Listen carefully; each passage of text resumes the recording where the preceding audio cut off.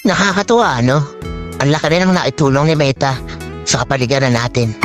Lalo na tuwing umaga, wala ka na halos makita ang mga chismosa na nakatumpok dyan sa labas ng bahay niyo.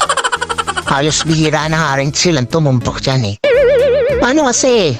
Mas gugustuhin pa nila na mag-isip ng content para sa reels nila maghapon. Oo, ayaw na nila makipagchismisan o makitumpok dyan sa labas ng bahay niyo. Actually, yung atensyon nila imbis na makipagchismisan, napunta na lang talaga sa pagre-reels. At ito pa ha, imagine niyo. Kung dati, bumibili lang ng mga lutong ulam yung mga yan, ngayon, sila na mismo ang nagluluto ng mga ulam. At, kahit pritong itlog, inire-reels pa. Ganon kahusay si Meta. At ito ang pinakamalupit.